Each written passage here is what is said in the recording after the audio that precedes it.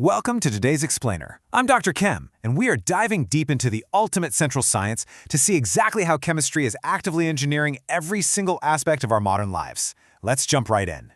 Before we really branch out, let's do a quick foundational refresher. Chemistry is the scientific study of the properties, composition, and behavior of matter, along with the energy changes it goes through. You've probably heard it called the central science, right?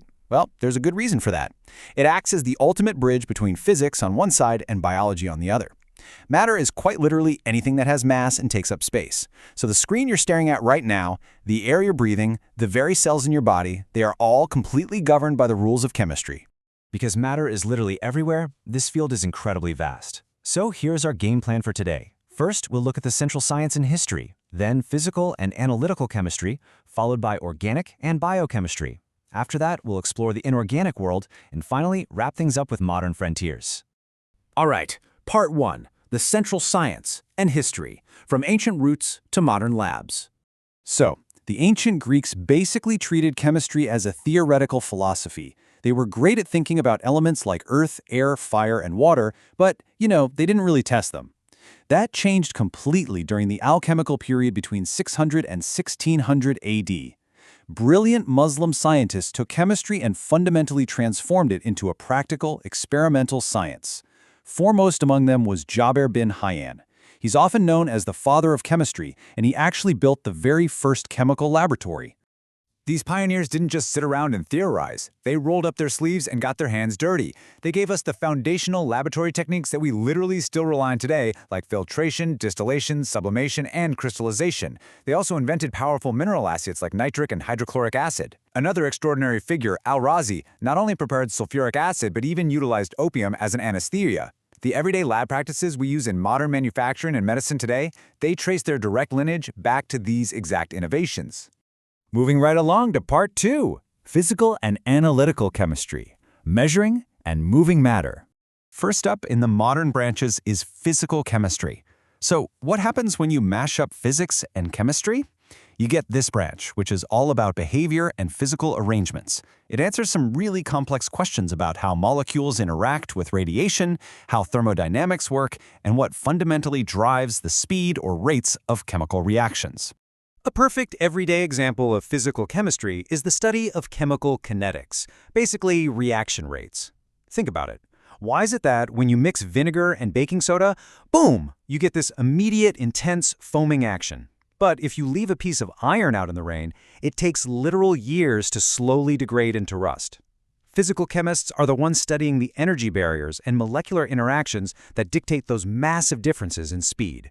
Now, if physical chemistry asks, how does it behave, analytical chemistry is over here asking, wait, what exactly is this stuff? It's the ultimate investigative tool, used to figure out precisely what is hiding inside a mystery substance or a complex mixture. To pull this off, analytical chemists use a really powerful one-two punch. First, they run a qualitative analysis. That simply tells them what elements or compounds are present in the room. Second, they do a quantitative analysis, which tells them exactly how much of each component is in there. You can think of qualitative as checking the guest list, and quantitative as taking the exact head count. And this branch solves incredibly high-stakes puzzles in the real world. In forensics, scientists use advanced tools like gas chromatography, mass spectrometry to identify trace amounts of explosives at crime scenes or to analyze DNA. Environmental chemists use these same techniques to test our drinking water and soil for microscopic pollution levels. It's also exactly how industries ensure that the raw materials and the food hitting our grocery store shelves are actually safe and up to spec.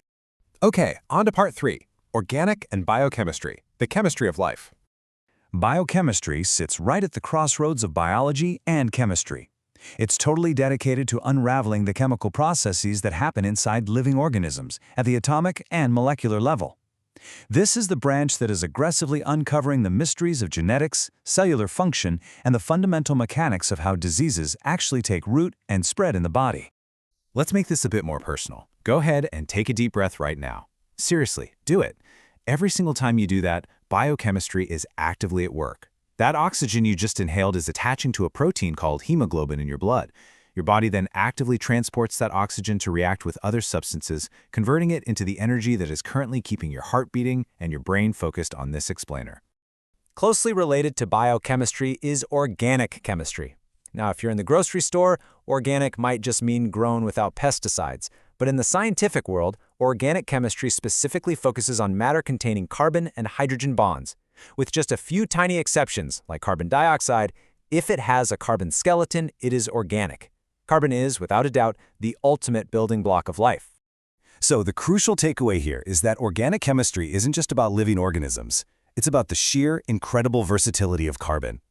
By manipulating carbon chains, organic chemists synthesize an amazing array of products. We're talking life-saving medicinal drugs. We're talking the synthetic polymers and plastics inside the very device you are using right now. They even produce the fuels we burn, the soaps we use at home, and advanced agricultural solutions. Carbon is incredibly busy. It's basically the VIP of the periodic table. Which brings us to part 4, the inorganic world, metals, minerals, and materials. Think of it this way. If organic chemistry is largely the study of compounds based on a living carbon skeleton, inorganic chemistry is the study of absolutely everything else. It focuses on the structure, behavior, and manipulation of compounds derived from all the other elements out there, especially metals and minerals. It's the study of the non-living world around us. Because it covers so much of the periodic table, inorganic chemistry is absolutely fundamental to modern civilization. It gives us the heavy-duty metal alloys required to manufacture cars, construct massive bridges, and literally build spacecraft. It's the science behind household cleaning agents like bleach, and it synthesizes the massive amounts of fertilizers we need to feed the global population. But what's really fascinating lately is the rise of medicinal inorganic chemistry. Scientists are actually using non-living, inorganic metals to develop entirely new classes of drugs and therapies. Mind-blowing, right? And finally, part 5, modern specialized branches, engineering the future. Chemists today aren't just sitting in traditional labs. They are pushing the very boundaries of reality.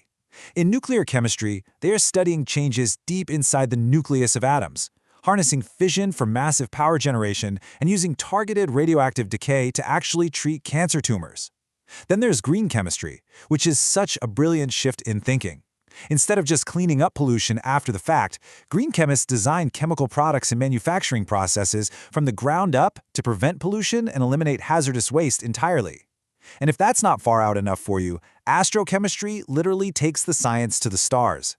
They study how atoms and molecules behave outside Earth's atmosphere, helping us figure out the geology of other planets and the potential for life in deep space. So as we've seen, chemistry is far, far more than just balancing equations on a chalkboard. It is a dynamic tool set that allows us to decode and literally engineer the universe around us. I'll leave you with this final thought.